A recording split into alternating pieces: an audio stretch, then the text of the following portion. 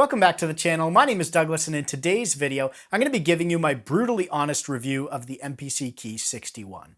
Now, before I get this video started, I was not sent this keyboard. I am not paid or sponsored in any way to make this video. I bought this when it was first announced. I think the day it was announced, I bought this, and I think I got sent one of the first batches that got sent out. And so feel really fortunate. I've had a lot of time to play around with this. And if you've watched any videos on my channel, you'll know I have over 20 videos I've released around the MPC Key 61. So if you just bought the keyboard and you're trying to figure out how to use it, go check out that playlist. I've got a lot of videos on overviews of the instruments, how to make a beat, how to make a linear song. There's going to be more to come, especially around comparing the MPC Key 61 to the Nord Stage 3. So that being said, I'm going to try to be as unbiased as possible, but as human beings, we're always biased to some extent. And I love the Nord Stage 3. That's kind of what I bounce everything off of because that's what I use live. So that being said, if you've watched any of my videos on the MPC Key 61, you'll know I love this keyboard. I think it's amazing,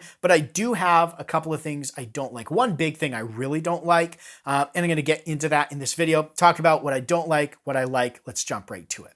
So the biggest thing I don't like about this keyboard is the keybed. Now, I think you've probably heard other people talk about this as well.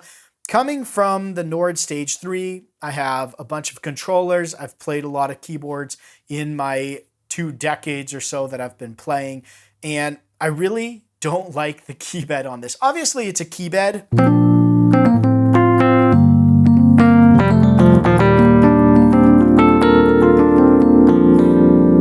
I didn't mute the microphone that I have on me for my voice because I wanted you to hear how clicky this keybed is. It is so clicky.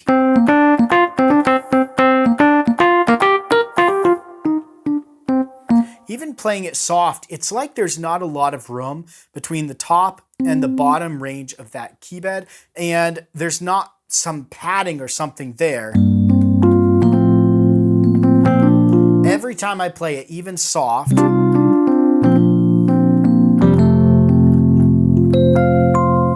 I don't know. I feel like the range is short and I'm not a huge fan of it. This really can be a personal preference thing though. So I'm coming from the Nord Stage 3, which is a semi-weighted waterfall keybed, the version I have.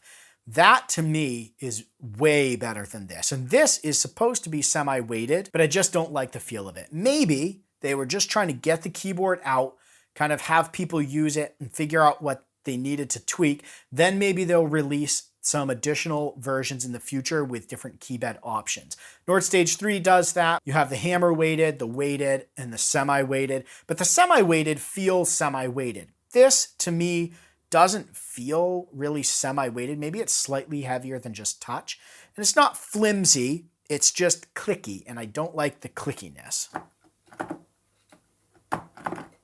So that's enough on that. I think 61 keys, that's great. It works well for a lot of different playing scenarios. Everything else feels good. The pitch and mod wheel, the knobs, the pads, the buttons all have a really nice feel to them, and they have a nice sound when you press them. It's a click, but you know, it works well. The screen, I like how that works, but coming to the screen brings me to another thing that I don't like about this, and I think this has to do with probably it's not really a dedicated organ instrument, but if we go into the organ and we just go to the edit instrument and the drawbars, I have all of the drawbars here on the screen. That's great.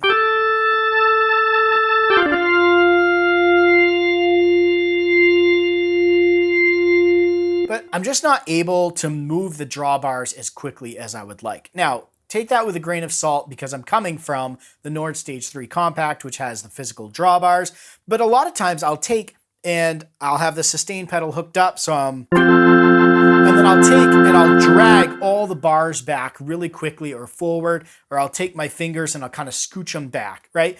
I can't really do that with this. You can affect them with each of the knobs, but you have to move between the banks in order to do so, or tap on the first one, and sometimes it misfires, and so it's just not as fast. So if you're an organ player and you're getting this for the organ, keep that in mind. You may be able to plug an external controller with physical faders, but the thing you run into with that, and it's the same on the Nord Stage 3, is when you call up a preset, if I move presets here, you'll notice the drawbars load up for that preset. Well, the drawbars, the physical drawbars, or the faders, whether it's the Nord Stage 3 Compact or a controller you're plugging in, they don't set to that. So they basically, when you start to tweak them, they'll take over.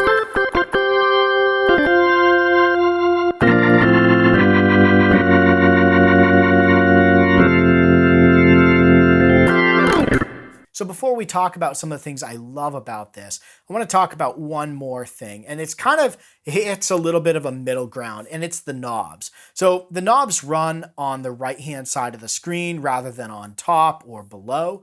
I feel like they make more sense if they were above or below, because a lot of the controls on the screen, take these drawbars for example, it would be nice if the knobs were here. They would correspond a little bit better to what's on the screen.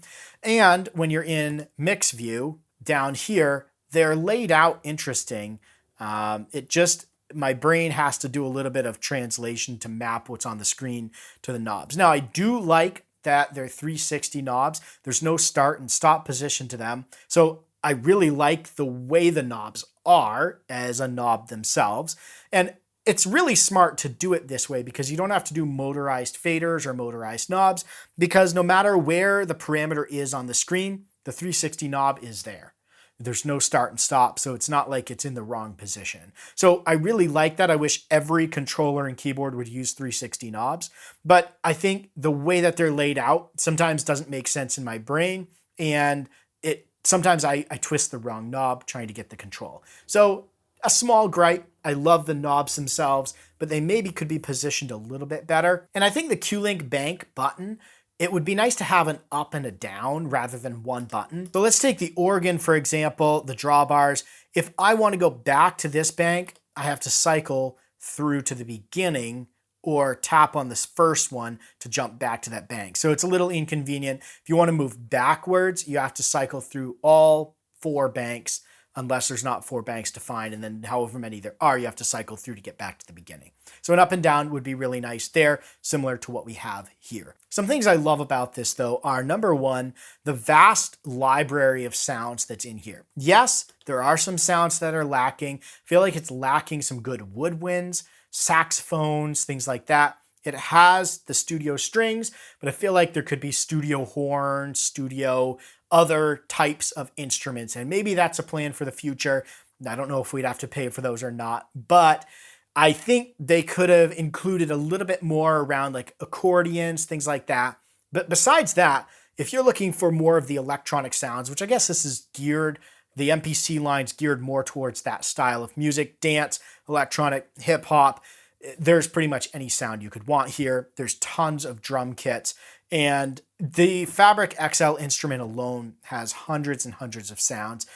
Even some of the guitars are not that bad. If you go to the nylon acoustic, it's really not that bad of a nylon guitar. It's steeped in effects right now, but a lot of variety of sounds. It's just missing in a few categories.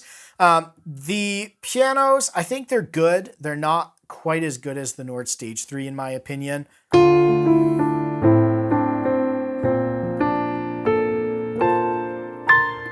And it could be the keybed that's making me kind of not like some of the sounds here, like the piano, which I should probably be plugging this into my Hammer 88 Pro anyway and playing those. But there's a lot of ability here. And I think this is one thing that's great about this is I'm used to working in a DAW and having all of the customization of the sounds and the instruments. You have that here. It's set up that way. So I really like that about it. The other thing that I love about this is the recording aspect of it. Again, coming from a background of doing quite a bit of computer recording, it makes sense to me. And the way it's laid out, I can lay down a beat really quick, and go check out some of my other videos because I kind of demonstrate that in a couple of those videos. Super powerful recording engine in here. It does limit you to 8 plug-in program tracks. It's kind of a bummer there, but maybe that'll be expanded in the future. And I know there's been some people that have run into a lot of bugs with this keyboard. I've been using this for couple of months now, and I have not hit one bug in the system. So I don't know if I'm just not going to the same places or pressing the buttons in the right sequence.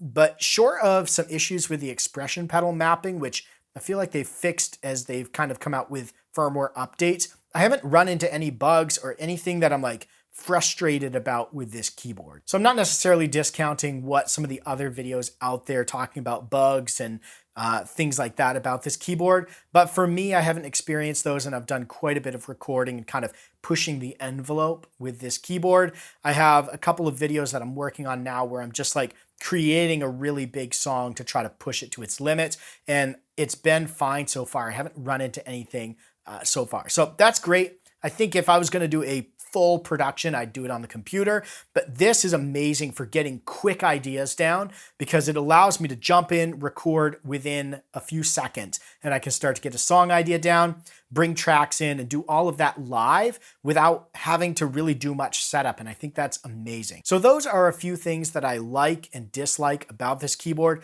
There's tons of videos out there talking about the inputs and the outputs and all the features and everything that you can do in it, but I wanted to present kind of my overall feeling of the keyboard, and that is, I think this is an amazing keyboard, especially if you're newer to the production, making songs, recording, playing. It gives you a huge selection of sounds, the ability to record without a computer and even export the MP3 mix downs.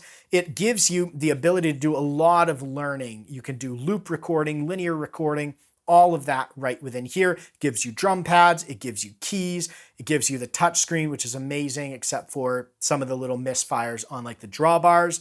So I think it's an amazing keyboard for a lot of people. If you do pretty much strictly live use, there might be some better options out there. It's still a little bit premature in some of its live performance functionality.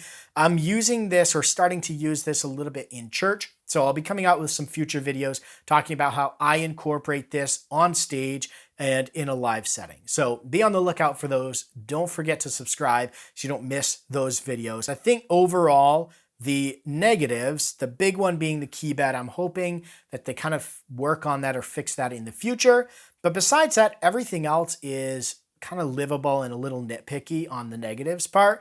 And I can deal with the keybed. It's not the keybed that makes you a musician. It's how you play. And so there's an element to that where maybe I'm just being nitpicky on the keybed too. Maybe it's just my opinion. So take it as you will. Let me know, what do you guys think? The MPC Key 61, now that it's been out for a little while and if you watched videos or you've played it, do you think this still holds its own? Do you think this has a place? I definitely do. And I love a lot of what this keyboard can do. If you've got any questions around this keyboard, throw those down in the comments below. I'll do my best to answer them. Thanks for watching. Stay inspired and keep making that music.